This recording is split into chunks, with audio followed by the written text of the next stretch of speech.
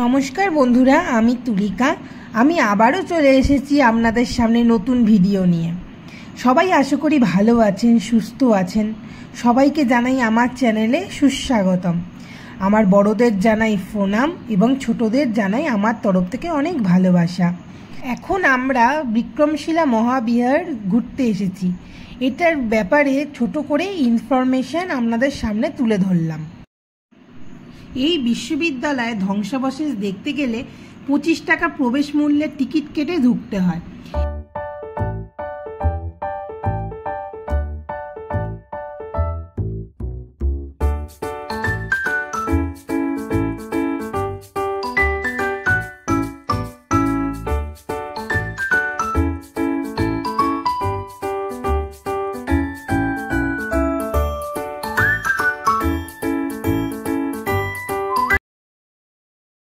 এখানে একটি মিউজিয়ামও আছে, যেখানে খনন কার্যের ফলে পাওয়া বিভিন্ন দ্রব্য এবং মূর্তি সংরক্ষণ করা আছে। এই মিউজিয়ামে ফটো তোলা নিষেধ, ফটো তোলা যায় না, ফটো বা ভিডিও কোনোটাই তোলা যায় না। আর মিউজিয়ামে কোনো প্রবেশ মূল্য নেই, এটি শুক্রবার করে বন্ধ থাকে।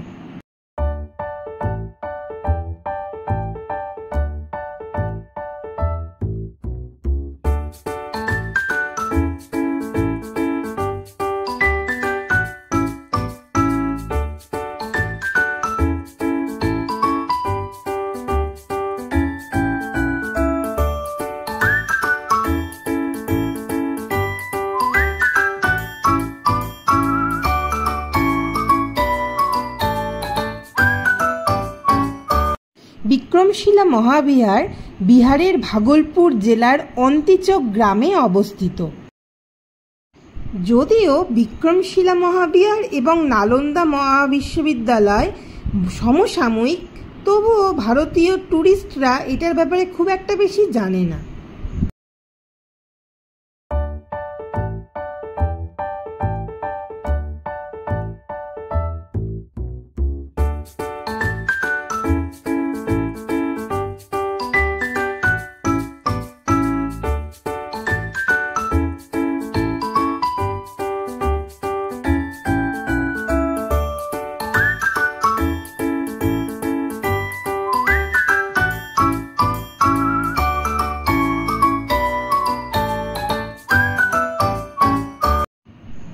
এই মহাবিহার ধ্বংসাবশেষ দেখার জন্য বিভিন্ন স্কুল থেকে ছাত্রছাত্রীদের এক্সকারশনে নিয়ে আসে।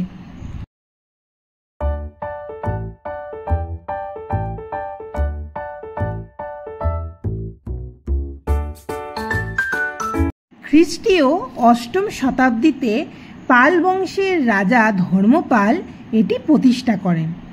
8ম শতাব্দী থেকে ত্রয়োদশ শতাব্দী অবধি এই বিশ্ববিদ্যালয়টি স্বমহিমায় বিরাজ করত। সারা বিশ্ব থেকে ছাত্ররা এখানে শিক্ষা নেওয়ার জন্য আসত।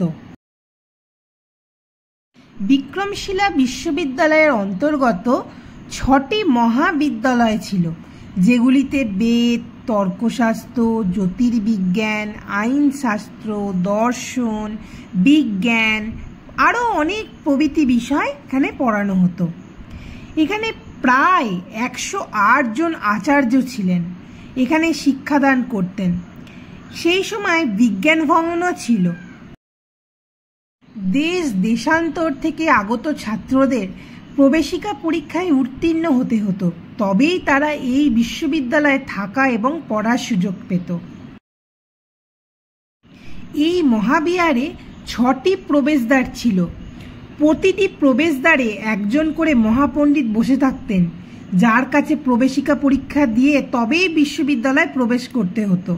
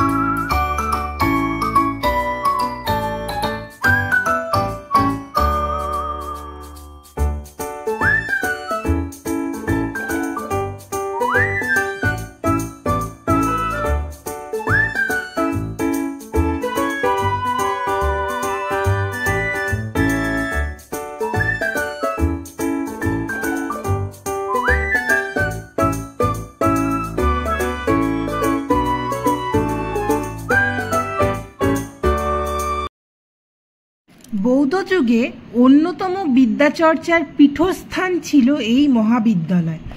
পরবর্তী সময় বখতিয়ার খিলজি দ্বারা এই বিদ্যালয় ধ্বংসপ্রাপ্ত হয়ে যায়। ঐতিহাসিকদের মতে এই বখতিয়ার খিলজি প্রায় 9 লক্ষ পুস্তক জ্বালিয়ে নষ্ট করে দিয়েছিল। এত প্রাচীন ঐতিহাসিক স্থান হওয়া সত্ত্বেও এটার ব্যাপারে ভারতীয়রা বিশেষ কিছু জানেই না।